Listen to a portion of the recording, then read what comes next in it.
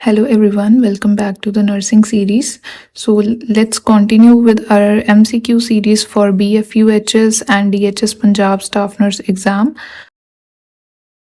A patient who is psychotic has just seriously cut his throat with plastic knife after hearing voices telling him to kill himself in this fashion. Mention priority-wise nursing goals to be considered. So ਹੁਣ ਸਾਈਕੋਟਿਕ patient ਨੇ ਆਪਣਾ throat ਕੱਟ ਕਰ ਲਿਆ with plastic knife, ਸੋ ਇਹ indicate ਕਰਦਾ ਹੈ serious suicide attempt. ਇੱਥੇ ਸਾਡੀ ਪ੍ਰਾਇੋਰਿਟੀ ਕੀ ਹੋਣੀ ਚਾਹੀਦੀ ਹੈ? ਸਭ ਤੋਂ ਪਹਿਲਾਂ ਪੇਸ਼ੈਂਟ ਦੀ ਫਿਜ਼ੀਕਲ ਹੈਲਥ ਨੂੰ ਸਟੇਬਲਾਈਜ਼ ਕੀਤਾ ਜਾਵੇ, ਦੈਨ ਉਹਦੀ safety, then psychiatric symptoms and then last ਤੇ long term coping. So let's see our options. First option, the patient will not harm himself. ਇਹ ਹਾਈ ਸੇਫਟੀ ਗੋਲ ਹੈਗਾ, but immediate step ਹੈ ਕਿ stabilise ਕੀਤੇ ਜਾਵੇ patient ਦੀ physical condition, bleeding and ਉਹਦਾ air ਵੀ ਮੇਨਟੇਨ ਕੀਤਾ ਜਾਵੇ। Next option, the patient will be free of auditory hallucinations। ਹੁਣ ਇਹ ਵੀ ਆਪਾਂ ਗੋਲ ਅਚੀਵ ਕਰਨਾ ਹੈਗਾ, ਪਰ ਹੈਲੂਸੀਨੇਸ਼ਨਸ ਟ੍ਰੀਟ ਕਰਨਾ ਬਾਅਦ ਦਾ ਸਟੈਪ ਆ। ਪਹਿਲਾਂ ਪੇਸ਼ੈਂਟ ਨੂੰ ਸਟੇਬਲ ਕਰਨਾ, ਉਹਦੀ ਸੇਫਟੀ ਇਨਸ਼ੋਰ ਕਰਨੀ ਆ। ਸੀ, ਫਿਜ਼ੀਕਲ ਕੰਡੀਸ਼ਨ ਵਿਲ ਸਟੇਬਲਾਈਜ਼। ਹੁਣ ਇਹ ਟੌਪ ਪ੍ਰਾਇੋਰਿਟੀ ਹੈਗੀ ਆ। ਪੇਸ਼ੈਂਟ ਦਾ ਥਰੋਟ ਕੱਟ ਹੋਇਆ ਆ, ਏਅਰਵੇ, ਬਰੀਦਿੰਗ, ਸਰਕੂਲੇਸ਼ਨ, ਇਹ ਚੀਜ਼ਾਂ ਨੂੰ ਪਹਿਲਾਂ ਸਟੇਬਲਾਈਜ਼ ਕਰਨਾ ਆ। Option D, the patient will identify new coping strategies. So ਇਹ ਲੌਂਗ ਟਰਮ ਗੋਲ ਹੈਗਾ ਆ, ਸੋ ਇਹ ਸਭ ਤੋਂ ਬਾਅਦ ਚ ਆਏਗਾ। Let's see your options. ਹੁਣ ਇਹਨਾਂ ਨੂੰ ਆਪਾਂ ਅਰੇਂਜ ਕਰਨਾ ਹੈਗਾ ਆ ਗੋਲਸ ਨੂੰ ਪ੍ਰਾਇੋਰਿਟੀ ਵਾਈਜ਼। ਸੋ ਫਸਟ ਪ੍ਰਾਇੋਰਿਟੀ ਸਾਡੀ ਆਊਗੀ ਫਿਜ਼ੀਕਲ ਕੰਡੀਸ਼ਨ ਵਿਲ ਸਟੇਬਲਾਈਜ਼।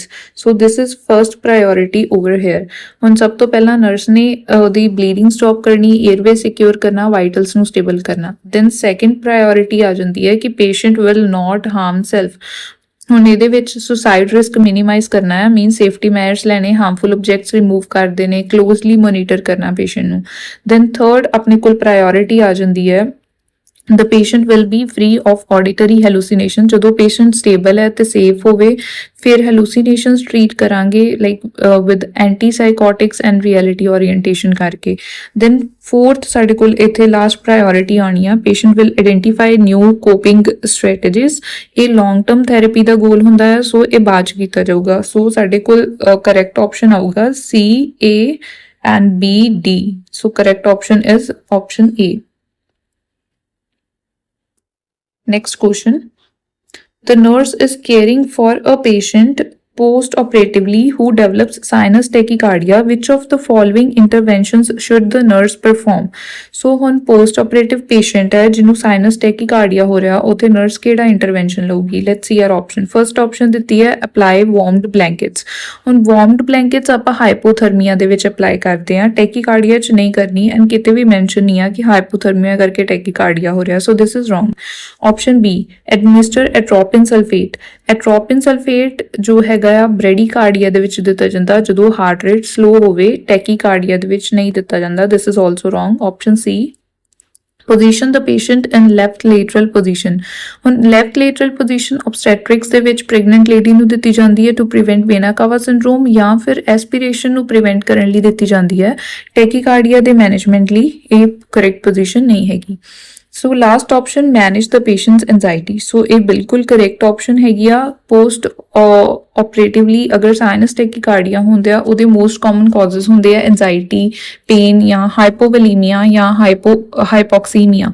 ਸੋ ਇੱਥੇ ਇਹਨਾਂ ਵਿੱਚੋਂ ਆਪਾਂ ਕਾਜ਼ ਆਈਡੈਂਟੀਫਾਈ ਕਰਕੇ ਉਹਨੂੰ ਪਹਿਲਾਂ ਕਰੈਕਟ ਕਰਨਾ ਆ। ਨਾਨ ਫਾਰਮਾਕੋਲੋਜੀਕਲ ਇੰਟਰਵੈਂਸ਼ਨਸ ਪਹਿਲਾਂ ਲਏ ਜਾਂਦੇ ਆ, ਐਂਜ਼ਾਈਟੀ ਨੂੰ ਮੈਨੇਜ ਕੀਤਾ ਜਾਂਦਾ ਹੈ, ਪੇਸ਼ੈਂਟ ਨੂੰ ਕੰਫਰਟੇਬਲ ਫੀਲ ਕਰਵਾਉਣਾ, ਐਂਡ ਦੈਨ ਉਸ ਤੋਂ ਬਾਅਦ ਜੋ ਹੈ ਫਾਰਮਾਕੋਲੋਜੀਕਲ ਇੰਟਰਵੈਂਸ਼ਨਸ ਲਈਆਂ ਜਾਂਦੀਆਂ।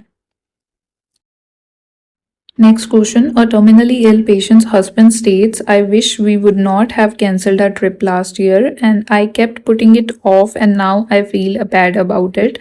The nursing student interprets the statement indicating which of the following stages of adaptation to dying। So given statement ਸਾਡੇ ਕੋਲ ਦਿੱਤੀ ਹੋਈ ਹੈ ਜਿੱਥੇ patient regret ਕਰ ਰਿਹਾ ਆ ਆਪਣੀ past ਨੂੰ ਲੈ ਕੇ, and ਸਾਡੇ ਕੋਲ stages ਦਿੱਤੀਆਂ ਹੈ to adaptation or stages of dying, ਉਹਨੂੰ adapt ਕਰਨ ਦਾ according to ਕੁਬਲਰ-ਰੌਸ ਮਾਡਲ। ਇਹ ਵਾਲੀਆਂ ਸਟੇਜਸ ਹੁੰਦੀਆਂ ਨੇ। ਸੋ ਆਪਾਂ ਸੈਲੈਕਟ ਕਰਨੀ ਆ ਕਿ ਗਿਵਨ ਸਟੇਟਮੈਂਟ ਨਾਲ ਕਿਹੜੀ ਸਟੇਜ ਆਫ ਅਡੈਪਟੇਸ਼ਨ ਰਿਲੇਟ ਕਰਦੀ ਪਈ ਹੈ। ਸੋ ਫਸਟ ਆਪਸ਼ਨ ਦਿੱਤੀ ਹੈ ਡਿਪਰੈਸ਼ਨ ਵਿੱਚ ਪਰਸਨ ਬਹੁਤ ਜ਼ਿਆਦਾ ਸੈਡ ਹੁੰਦਾ ਆ, ਹੋਪਲੈਸ ਫੀਲ ਕਰਦਾ ਹੈ, ਉਹਨੂੰ ਇੱਦਾਂ ਫੀਲ ਹੁੰਦਾ ਹੈ ਕਿ ਹੁਣ ਕੁਛ ਨਹੀਂ ਹੋ ਸਕਦਾ। ਬਟ ਇਸ ਕੇਸ ਦੇ ਵਿੱਚ ਪਰਸਨ ਰਿਗਰੈਟ ਕਰ ਰਿਹਾ ਹੈ ਆਪਣੇ ਪਾਸਟ ਡਿਸੀਜਨਸ ਤੇ, ਨਾ ਕਿ ਸਿਰਫ ਸੈਡ ਆ। So this is wrong option. Option B anger ਵਿੱਚ ਪਰਸਨ ਬਲੇਮ ਕਰਦਾ ਆ ਕਿ ਮੇਰੇ ਨਾਲ ਹੀ ਕਿਉਂ ਹੋ ਰਿਹਾ ਹੈ, ਜਾਂ ਡਾਕਟਰ ਨੇ ਠੀਕ ਟਾਈਮ ਤੇ ਹੈਲਪ ਨਹੀਂ ਕੀਤੀ, ਦੈਟਸ ਵਾਈ ਇਹ ਹੋ ਰਿਹਾ ਹੈ। ਬਟ ਇਸ ਸਟੇਟਮੈਂਟ 'ਚ ਪਰਸਨ ਕਿਸੇ ਹੋਰ ਨੂੰ ਬਲੇਮ ਨਹੀਂ ਕਰ ਰਿਹਾ, ਕਿਸੇ ਤੇ ਗੁੱਸਾ ਨਹੀਂ ਕਰ ਰਿਹਾ। So this is also wrong. Option C denial ਵਿੱਚ ਪਰਸਨ ਰਿਐਲਿਟੀ ਨੂੰ ਅਸੈਪਟ ਨਹੀਂ ਕਰਦਾ, ਲਾਈਕ ਉਹ ਅਸੈਪਟ ਨਹੀਂ ਕਰਦਾ ਕਿ ਜੇ ਕੋਈ ਪ੍ਰੋਬਲਮ ਹੈਗੀ ਆ ਤਾਂ ਉਹ ਹੈਗੀ ਆ, ਉਹ ਬੋਲੇਗਾ ਰਿਪੋਰਟਸ ਗਲਤ ਨੇ। ਸੋ ਇੱਥੇ ਹਸਬੈਂਡ ਅਸੈਪਟ ਕਰ ਰਿਹਾ ਸਿਚੁਏਸ਼ਨ ਨੂੰ, ਡਿਨਾਇਲ ਨਹੀਂ ਕਰ ਰਿਹਾ, this is also wrong. Then is bargaining stage ਵਿੱਚ ਪਰਸਨ ਰਿਗਰੈਟ ਕਰਦਾ ਆ ਇਫ ਓਨਲੀ ਟਾਈਪ ਵਾਲੀ ਚੀਜ਼ਾਂ ਸੋਚਦਾ ਹੈਗਾ, ਕਾਸ਼ ਮੈਂ ਕਰ ਲੈਂਦਾ, ਲਾਈਕ ਜਿੱਥੇ ਉਹ ਕਹਿ ਰਿਹਾ ਹੈ ਕਿ ਕਾਸ਼ ਜੇ ਮੈਂ ਟਾਈਮ ਤੇ ਘੁੰਮ ਆਉਂਦਾ ਤਾਂ ਉਹ ਚੰਗਾ ਹੋਣਾ ਸੀਗਾ। ਸੋ ਲਾਈਕ ਸਟੇਟਮੈਂਟ ਦਿੱਤੀ ਹੈ, I wish we would not have cancelled our trip last year. I kept putting it off and now I feel bad about it. ਹੁਣ ਉਹ ਇਸ ਚੀਜ਼ ਬਾਰੇ ਬੈਡ ਫੀਲ ਕਰ ਰਿਹਾ ਹੈ। So correct option is option D, bargaining. Next question, which set of principles must be balanced to be certain that any risk involved in medical treatment or procedures is outweighed by the benefit to the patient? So ਆਪਾਂ set of principles ਸਾਡੇ ਕੋਲ ਦਿੱਤੇ ਆ, ਉਹਦੇ ਵਿੱਚ find ਕਰਨਾ ਆ ਕਿ ਕਿਹੜਾ principle relate ਕਰਦਾ ਆ ਜਿੱਥੇ risk ਜਿਹੜੇ ਆ benefit ਨਾਲੋਂ ਘੱਟ ਹੋਣ, means benefit outweigh ਕਰਦਾ ਆ risk ਨੂੰ। ਹੁਣ ਜਦੋਂ ਕੋਈ ਟ੍ਰੀਟਮੈਂਟ ਜਾਂ ਪ੍ਰੋਸੀਜਰ ਪਲਾਨ ਕਰਦੇ ਆ ਤਾਂ ਨਰਸ ਜਾਂ ਡਾਕਟਰ ਹਮੇਸ਼ਾ ਚੈੱਕ ਕਰਦੇ ਆ ਕਿ ਇਹਦਾ ਫਾਇਦਾ ਪੇਸ਼ੈਂਟ ਲਈ ਰਿਸਕ ਤੋਂ ਜ਼ਿਆਦਾ ਹੈਗਾ ਆ ਜਾਂ ਨਹੀਂ। ਸੋ ਉਹਦੇ ਬੇਸਿਸ ਤੇ ਆਪਾਂ ਪ੍ਰਿੰਸੀਪਲਸ ਦੇਖਦੇ ਆ। First option autonomy and privacy. Autonomy ਹੁੰਦਾ ਹੈ ਕਿ ਪੇਸ਼ੈਂਟ ਆਪਣੇ ਡਿਸੀਜਨਸ ਖੁਦ ਕਰੇ। ਪ੍ਰਾਈਵੇਸੀ ਮੀਨਸ ਪਰਸਨਲ ਇਨਫੋਰਮੇਸ਼ਨ ਨੂੰ ਪ੍ਰੋਟੈਕਟ ਕਰਨਾ। ਇਹ ਰਿਸਕ ਬੈਨੀਫਿਟ ਐਨਾਲਿਸਿਸ ਲਈ ਡਾਇਰੈਕਟ ਯੂਜ਼ ਨਹੀਂ ਹੁੰਦਾ। So this is wrong. Option B dignity and justice. Dignity means respect for patient, justice ਮਤਲਬ ਫੇਅਰਨੈਸ। ਸੋ ਇਹ ਇੰਪੋਰਟੈਂਟ ਪ੍ਰਿੰਸੀਪਲਸ ਨੇ, but clinical risk benefit balance directly ਇਹ describe ਨਹੀਂ ਕਰਦੇ। This is also wrong. ਬੈਨੀਫਿਸੈਂਸ and ਨॉन ਮਾਲਫਿਸੈਂਸ। ਬੈਨੀਫਿਸੈਂਸ ਦਾ ਮਤਲਬ ਹੁੰਦਾ ਹੈ patient ਦੇ ਬੈਨੀਫਿਟ ਲਈ, ਉਹਦੇ ਫਾਇਦੇ ਲਈ, ਐਂਡ ਨॉन ਮਾਲਫਿਸੈਂਸ ਦਾ ਮਤਲਬ ਪੇਸ਼ੈਂਟ ਨੂੰ ਹਾਰਮ ਨਾ ਹੋਵੇ। ਇਹ ਪ੍ਰਿੰਸੀਪਲਸ ਬੈਲੈਂਸ ਕਰਕੇ ਡਿਸਾਈਡ ਕੀਤਾ ਜਾ ਸਕਦਾ ਹੈ ਕਿ ਟ੍ਰੀਟਮੈਂਟ ਦਾ ਬੈਨੀਫਿਟ ਰਿਸਕ ਤੋਂ ਜ਼ਿਆਦਾ ਆ ਪੇਸ਼ੈਂਟ ਲਈ ਜਾਂ ਨਹੀਂ। So this is correct option. Option D ethics and beneficence. So ਹੁਣ ਐਥਿਕਸ ਐਂਡ ਬੈਨੀਫਿਸੈਂਸ ਇਹ ਬਿਲਕੁਲ ਵੀ ਕਰੈਕਟ ਆਪਸ਼ਨ ਨਹੀਂ ਹੈਗੀ, ਬਿਕੋਜ਼ ਕਰੈਕਟ ਐਥੀਕਲ ਟਰਮਸ ਵਿੱਚ ਨॉन ਮਾਲਫਿਸੈਂਸ ਐਂਡ ਬੈਨੀਫਿਸੈਂਸ ਹੁੰਦਾ ਹੈ, ਨਾ ਕਿ ethics and beneficence. So this is wrong. Next question, which of the following client is highest risk for pseudocysis? So pseudocysis ਜੋ ਹੁੰਦਾ ਹੈ ਇਹ ਦਾ ਮਤਲਬ ਹੁੰਦਾ ਹੈ false pregnancy ਜਾਂ ਜਿਹਨੂੰ phantom pregnancy ਵੀ ਬੋਲਿਆ ਜਾਂਦਾ ਹੈ। pseudocysis ਵਿੱਚ patient pregnant feel ਕਰਦੀ ਹੈ ਪਰ actual ਚ fetus ਨਹੀਂ ਹੁੰਦਾ। ਸੋ ਇਹਦਾ ਸਭ ਤੋਂ ਜ਼ਿਆਦਾ common trigger ਹੁੰਦਾ ਹੈ ਕਿ ਜੇ ਕਿਸੇ woman ਨੂੰ strong desire ਹੈਗੀ ਆ pregnancy ਲਈ, ਜਾਂ ਫਿਰ ਅਗਰ patient ਨੇ ਬਹੁਤ ਸਾਰਾ ਮਿਸਕੈਰੇजेस ਉਹਦੇ ਹੋ ਚੁੱਕੇ ਆ ਪਹਿਲਾਂ, ਐਂਡ ਉਹ ਬਹੁਤ ਜ਼ਿਆਦਾ ਇਮੋਸ਼ਨਲੀ ਉਸ ਚੀਜ਼ ਦੇ ਨਾਲ ਲਿੰਕਡ ਹੈਗੀ ਆ। ਸੋ ਉਹਦੀ ਬੋਡੀ ਮਾਈਂਡ ਜਿਹੜਾ ਆ ਬੋਡੀ ਨੂੰ ਸਿਗਨਲਸ ਦੇ ਕੇ ਫਾਲਸ ਪ੍ਰੈਗਨੈਂਸੀ ਸਿੰਪਟਮਸ ਪ੍ਰੋਡਿਊਸ ਕਰਦਾ ਹੈ। ਸੋ ਇਹ ਸਾਈਕੋਲੋਜੀਕਲ ਇਸ਼ੂ ਹੁੰਦਾ ਹੈ। Let's see our options. First option, the client with lymphatic cancer. No, ਇਹ ਸਿਊਡੋਸੀਸਿਸ ਨਾਲ ਰਿਲੇਟ ਨਹੀਂ ਕਰਦਾ। ਕੈਂਸਰ ਇਹਦਾ ਰਿਸਕ ਨਹੀਂ ਵਧਾਉਂਦਾ ਸਿਊਡੋਸੀਸਿਸ ਦਾ। Then option B, the client with multiple miscarriages. ਇਹ ਬਿਲਕੁਲ ਕਰੈਕਟ ਆਪਸ਼ਨ ਹੈਗੀ ਆ, ਬਿਕੋਜ਼ ਇਹ ਵਾਲੇ ਪੇਸ਼ੈਂਟ ਸਭ ਤੋਂ ਜ਼ਿਆਦਾ ਐਟ ਹਾਈ ਰਿਸਕ ਹੁੰਦੇ ਆ ਫॉर ਸਿਊਡੋਸੀਸਿਸ। ਕਿਸੇ ਦੇ ਪਹਿਲਾਂ ਪ੍ਰੈਗਨੈਂਸੀ ਲੌਸਸ ਬਹੁਤ ਜ਼ਿਆਦਾ ਹੋਇਆ, ਜਿਹਦੇ ਕਰਕੇ ਉਹਨੂੰ ਸਟਰੋਂਗ ਸਾਈਕੋਲੋਜੀਕਲ ਡਿਜ਼ਾਇਰ ਹੁੰਦੀ ਆ ਟੂ ਬੀ ਪ੍ਰੈਗਨੈਂਟ। ਦੈਨ ਉਹ ਬੋਡੀ ਮਾਈਂਡ ਕਨੈਕਸ਼ਨ ਦੇ ਕਰਕੇ ਸਿਊਡੋਸੀਸਿਸ ਹੁੰਦੇ ਆ, ਪ੍ਰੈਗਨੈਂਸੀ ਲਾਈਕ ਸਿੰਪਟਮਸ ਵੂਮਨ ਨੂੰ ਸ਼ੋ ਹੋਣ ਲੱਗ ਪੈਂਦੇ ਆ। Then option C, the client with celiac disease. Celiac disease ਜੋ ਹੈ ਫਰਟੀਲਿਟੀ ਨਿਊਟ੍ਰੀਸ਼ਨ ਨੂੰ ਅਫੈਕਟ ਕਰ ਸਕਦੀ ਹੈ, ਬਟ pseudocysis ਕਾਜ਼ ਨਹੀਂ ਕਰਦੀ। Client with grand multiparity. ਹੁਣ ਗ੍ਰੈਂਡ ਮਲਟੀਪੈਰਿਟੀ ਮਤਲਬ ਬਹੁਤ ਸਾਰੇ ਉਹਦੇ ਬੇਬੀ ਬੋਰਨ ਹੋ ਚੁੱਕੇ ਆ, ਮਲਟੀਪਲ ਲਾਈਵ ਬਰਡਸ ਹੈਗੇ ਆ। ਇੱਥੇ ਵੂਮਨ ਪ੍ਰੈਗਨੈਂਸੀ ਦੇ ਨਾਲ ਪੂਰੀ ਤਰ੍ਹਾਂ ਫੈਮਿਲੀਅਰ ਹੋ ਜਾਂਦੀ ਆ। ਸਾਈਕੋਲੋਜੀਕਲ ਟ੍ਰਿਗਰ ਇੱਥੇ ਘੱਟ ਸਟਰੋਂਗ ਆ। So this is also wrong. Next question, the client is admitted with Hashimoto thyroiditis. The nurse is aware that he will exhibit the signs of which of the following? So Hashimoto thyroiditis ਦੇ ਵਿੱਚ ਕਿਹੜੇ sinus ਹੋਣਗੇ?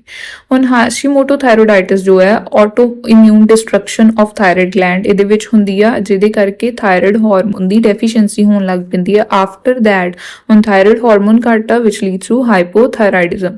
ਇਹਦੇ mainly symptoms ਹੁੰਦੇ ਨੇ ਬਹੁਤ ਜ਼ਿਆਦਾ ਫੈਟੀਗਡ feel ਕਰਨਾ, ਵੀਕ ਫੀਲ ਕਰਨਾ, ਕੋਲਡ ਇੰਟੋਲਰੈਂਸ ਹੁੰਦੀ ਆ, weight gain ਹੋਣ ਲੱਗ ਪੈਣਾ, ਕਨਸਟੀਪੇਸ਼ਨ डिप्रेशन होनी, सो ये सारे हाइपोथायराइडिज्म ਦੇ ਸਾਈਨਸ ਹੁੰਦੇ ਨੇ। ਸੋ ਫਰਸਟ ਹੁਣ ਇਹਦੇ ਵਿੱਚ ਸਾਡੇ ਕੋਲ ਪੁੱਛਿਆ ਗਿਆ ਕਿ ਹਾਸ਼ੀਮੋਟੋ ਥਾਇਰੋਇਡਾਈਟਿਸ ਹੈਗੀ ਆ ਪਰਸਨ ਨੂੰ, ਉਹਦੇ ਨਾਲ ਕਿਹੜੇ ਸਿੰਪਟਮਸ ਉਸ ਚੀਜ਼ ਨੂੰ ਸ਼ੋ ਕਰਦੇ ਨੇ। ਹਾਈਪਰਪੈਰਾਥਾਇਰਾਇਡਿਜ਼ਮ, ਹਾਈਪਰਥਾਇਰਾਇਡਿਜ਼ਮ, ਹਾਈਪੋਪੈਰਾਥਾਇਰਾਇਡਿਜ਼ਮ ਔਰ ਹਾਈਪੋਥਾਇਰਾਇਡਿਜ਼ਮ। ਹਾਈਪਰਪੈਰਾਥਾਇਰਾਇਡਿਜ਼ਮ ਜੋ ਆ ਪੈਰਾਥਾਇਰੋਇਡ ਗਲੈਂਡ ਦੀ ਪ੍ਰੋਬਲਮ ਹੈ, ਇਹਦੀ ਕੈਲਸ਼ੀਅਮ ਰੈਗੂਲੇਸ਼ਨ ਦੇ ਨਾਲ ਰਿਲੇਟ ਕਰਦੀ ਹੈਗੀ ਆ। थायराइड ऑटो इम्यून डिसीज ਦੇ ਨਾਲ ਇਹਦਾ ਡਾਇਰੈਕਟ ਲਿੰਕ ਨਹੀਂ ਹੈਗਾ, so this is wrong. Option B hyperthyroidism, thyroid hormones over produce ਹੁੰਦੇ ਨੇ ਗ੍ਰੇਵਸ ਡਿਸੀਜ਼ ਦੇ ਵਿੱਚ, ਹਾਸ਼ੀਮੋਟੋ ਦੇ ਵਿੱਚ ਡਿਸਟਰਕਸ਼ਨ ਹੁੰਦੀ ਹੈ, ਆਪੋਜ਼ਿਟ ਹੁੰਦਾ, so this is wrong. Hypoparathyroidism again thyroid autoimmune disease ਦੇ ਨਾਲ ਪੈਰਾਥਾਇਰਾਇਡ ਨੂੰ ਅਫੈਕਟ ਨਹੀਂ ਕਰਦਾ, so this is also wrong.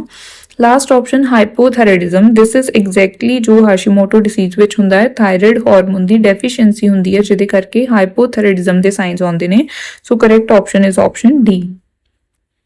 Next question, the nurse should implement what precautions for a client who has scabies? So scabies ਵਾਲਾ patient ਹੈਗਾ ਆ, ਉਹਦੇ ਲਈ ਕਿਹੜੇ precautions ਲਏ ਜਾਣਗੇ। ਹੁਣ scabies ਜੋ ਹੈ skin infestation ਹੁੰਦੀ ਹੈ, ਇਹਦੇ ਵਿੱਚ ਬਾਇਸਾਰਕੋਪਟਿਸ scabi mite ਕਰਕੇ ਹੁੰਦੀ ਹੈ, ਐਂਡ ਇਹਦਾ transmission direct to direct skin ਕਰਕੇ ਹੁੰਦਾ ਆ। ਐਂਡ ਇੱਥੇ ਹੁਣ ਜਿਹੜੇ ਸਾਨੂੰ precautions needed ਹੈ, direct to direct skin contact ਹੋ ਰਿਹਾ, ਸੋ ਇੱਥੇ precautions ਚਾਹੀਦੇ ਨੇ, contact precautions ਜੋ ਜਿਹਦੇ ਨਾਲ ਸਪਰੈਡ ਨਹੀਂ ਹੋਊਗੀ ਅੱਗੇ ਕਿਸੇ ਹੋਰ ਪਰਸਨ ਨੂੰ ਵਿਦ ਡਾਇਰੈਕਟ ਕੰਟੈਕਟ। ਦੂਜਾ ਸਟੈਂਡਰਡ ਪ੍ਰੀਕਾਸ਼ਨਸ ਅਪਲਾਈ ਹੁੰਦੇ ਨੇ ਜੋ ਕਿ ਸਾਰੇ ਪੇਸ਼ੈਂਟਸ ਲਈ ਹੀ ਯੂਜ਼ ਕੀਤੇ ਜਾਂਦੇ ਨੇ। So let's see our option, first contact precautions only. ਸਿਰਫ ਕੰਟੈਕਟ ਪ੍ਰੀਕਾਸ਼ਨਸ ਨੇ ਜੋ ਇਹ ਬੇਸਿਕ ਕੇਅਰ ਵਿੱਚ ਓਕੇ ਹੁੰਦੇ ਨੇ, ਬਟ ਫॉर ਸਟੈਂਡਰਡ ਪ੍ਰੀਕਾਸ਼ਨਸ ਵੀ ਇੱਥੇ ਸਾਨੂੰ ਜ਼ਰੂਰੀ ਨੇ for scabies, so this is wrong. Option B no precautions are required, scabies ਬਹੁਤ ਜ਼ਿਆਦਾ ਕੰਟੇਜੀਅਸ डिसीज ਹੁੰਦੀ ਹੈ, ਸੋ ਇਹਦੇ ਵਿੱਚ ਪ੍ਰੀਕਾਸ਼ਨਸ ਨੀਡਡ ਨੇ, ਦਿਸ is wrong. Option C standard precautions and contact precautions, ਬਿਲਕੁਲ ਸਹੀ ਹੈ। ਸਟੈਂਡਰਡ ਪ੍ਰੀਕਾਸ਼ਨਸ ਦੇ ਨਾਲ ਨਾਲ ਕੰਟੈਕਟ ਪ੍ਰੀਕਾਸ਼ਨਸ ਆਪਾਂ ਯੂਜ਼ ਕਰਨੇ ਆ, ਨਰਸ ਨੇ ਗਲਵਸ ਵੇਅਰ ਕਰਨੇ, ਗਾਊਨ ਵੇਅਰ ਕਰਨਾ ਹੈ while touching the client, and ਉਹਦੀ ਲਿਨਨਸ, ਉਹਦੀ ਆਈਟਮਸ ਜੋ ਹੋਗੀ ਪ੍ਰੋਪਰ ਹੈਂਡ ਹਾਈਜੀਨ ਕਰਨੀ ਹੈ, ਐਂਡ ਕਲਾਇੰਟ ਨੂੰ ਆਈਸੋਲੇਟ ਕੀਤਾ ਜਾਂਦਾ ਹੈ, ਕੰਟੈਕਟ ਪ੍ਰੀਕਾਸ਼ਨਸ ਯੂਜ਼ ਕੀਤੇ ਜਾਂਦੇ। Next option D standard precautions only, standard precautions alone ਵੀ ਰੋਂਗ ਆਪਸ਼ਨ ਹੈਗੀ ਆ, ਇੱਥੇ ਕੰਟੈਕਟ ਪ੍ਰੀਕਾਸ਼ਨਸ ਯੂਜ਼ ਹੋਣੇ ਆ along with standard precautions for scabies. Next question, the nurse is planning the care of a client diagnosed with acute gastroenteritis. Which nursing problem is the priority? So ਹੁਣ acute gastroenteritis ਵਿੱਚ priority ਕੀ ਹੈ ਉਹ ਅਸੀਂ find ਕਰਨੀ ਹੈਗੀ ਆ। acute gastroenteritis ਵਿੱਚ ਹੁੰਦਾ ਕੀ ਆ, suddenly diarrhea onset ਹੁੰਦਾ, vomiting ਹੁੰਦੀ ਹੈ, ਨਾਲ ਉਹਦੇ fever ਵੀ ਹੋ ਜਾਂਦਾ ਹੈ। ਹੁਣ ਇਹਦਾ ਮੇਨ ਕੰਸਰਨ ਕੀ ਹੁੰਦਾ ਵਾ ਇੱਥੇ ਕਿ ਫਲੂਇਡ ਐਂਡ ਇਲੈਕਟ੍ਰੋਲਾਈਟ ਲਾਸ ਹੁੰਦਾ ਵਾ ਵਿਦ ਡਾਇਰੀਆ ਵੋਮਿਟਿੰਗ, ਜਿਹਦੇ ਕਰਕੇ ਪਰਸਨ ਨੂੰ ਡੀਹਾਈਡਰੇਸ਼ਨ ਹੋ ਜਾਂਦੀ ਆ, ਹਾਈਪੋਟੈਂਸ਼ਨ ਹੁੰਦੀ ਹੈ, ਐਂਡ ਇਵਨ ਪਰਸਨ ਸ਼ੌਕ ਦੇ ਵਿੱਚ ਜਾ ਸਕਦਾ ਹੈਗਾ ਆ। So let's see our option, first option is impaired body image. Impaired body image ਨਹੀਂ ਹੋਊਗੀ ਬਿਕੋਜ਼ ਜਿਹੜੀ acute gastroenteritis ਹੈਗੀ ਆ ਸ਼ਾਰਟ ਟਰਮ ਇਲਨੈਸ ਹੈਗੀ ਆ, ਬੋਡੀ ਇਮੇਜ ਇੱਥੇ ਕੰਸਰਨ ਨਹੀਂ ਹੈਗੀ as a priority. Option B self care deficit, mild ਜਾਂ ਮੋਡਰੇਟ acute gastroenteritis ਵਿੱਚ person ਆਪਣੀ self care perform ਕਰ ਸਕਦਾ ਹੈਗਾ ਆ, this is not priority, so ਇਹ secondary concern ਹੋ ਸਕਦਾ ਹੈ। option C fluid and electrolyte imbalance most urgent problem ਹੈਗੀ ਆ, because ਆਪਾਂ ਪੜ੍ਹਿਆ acute gastroenteritis ਵਿੱਚ ਕੀ ਹੋ ਰਿਹਾ, nausea, vomiting, diarrhea ਹੋ ਰਿਹਾ, ਜਿਹਦੇ ਕਰਕੇ fluid loss ਹੁੰਦਾ ਹੈ, dehydration ਹੋਊਗੀ, ਜਿਹਦੇ ਕਰਕੇ electrolyte disturbances ਹੋਣੀਆਂ, and person hypovolemic shock ਦੇ ਵਿੱਚ ਜਾ ਰਿਹਾ ਹੈ। so nurses ਦੀ priority ਇੱਥੇ ਹੁੰਦੀ ਹੈ ਕਿ ਉਹਦੀ ਵਾਈਟਲਸ ਮੋਨੀਟਰ ਕੀਤੇ ਜਾਣ, ਇਨਟੇਕ ਆਊਟਪੁੱਟ ਮੋਨੀਟਰ ਕੀਤਾ ਜਾਵੇ, ਇਲੈਕਟ੍ਰੋਲਾਈਟਸ ਐਂਡ ਫਲੂਇਡਸ ਰੀਪਲੇਸ ਕਰਨੇ ਆ, ਸੋ this is priority problem over here. Then imbalanced nutrition secondary concern ਆਊਗੀ, first ਇਸ ਤੋਂ ਪਹਿਲਾਂ ਆਪਾਂ ਪੇਸ਼ੈਂਟ ਨੂੰ ਰੀਹਾਈਡਰੇਟ ਕਰਕੇ ਸਟੇਬਲਾਈਜ਼ ਕਰਨਾ ਹੁੰਦਾ, so this is also wrong option. Next question, the client was admitted to the psychiatric unit with major depression after a suicide attempt. In addition to feeling sad and hopeless, the nurse would assess for which of the following. So ਹੁਣ ਸਾਡੇ ਕੋਲ question ਵਿੱਚ ਕੀ ਬੋਲਿਆ ਗਿਆ ਹੈ ਕਿ major depression ਵਾਲਾ patient ਆ, ਸੁਸਾਈਡ ਅਟੈਂਪਟ ਉਹਨੇ ਕੀਤਾ ਹੈ, ਐਂਡ ਇਹਦੇ ਵਿੱਚ ਨਰਸ ਹੋਰ ਕਿਹੜੀ ਸਾਈਨਸ ਅਸੈਸ ਕਰੂਗੀ in case of major depression. ਹੁਣ ਮੇਜਰ ਡਿਪਰੈਸ਼ਨ ਮੂਡ ਡਿਸਆਰਡਰ ਆ, ਜਿਹਦੇ ਵਿੱਚ ਪਰਸਨ ਬਹੁਤ ਜ਼ਿਆਦਾ ਸੈਡ, ਬਹੁਤ ਜ਼ਿਆਦਾ ਹੋਪਲੈਸ ਫੀਲ ਕਰਦਾ ਆ, ਐਂਡ ਨਾਲ ਦੇ ਨਾਲ ਉਹਦੇ ਕੁਝ cognitive, emotional and physical signs ਵੀ ਆਉਣੇ ਸ਼ੁਰੂ ਹੋ ਜਾਂਦੇ ਆ। Let's see our option, first anxiety, unconscious anger and hostility. Anxiety coexist ਕਰ ਸਕਦੀ ਹੈਗੀ ਆ। ਐਂਗਰ ਹੌਸਟਿਲਿਟੀ ਜੋ ਨੇ ਉਹ ਮੇਨੀਆ ਐਂਡ ਪਰਸਨੈਲਿਟੀ ਡਿਸਆਰਡਰਸ ਦੇ ਸਾਈਨ ਨੇ mainly, not primary depression, so this is wrong.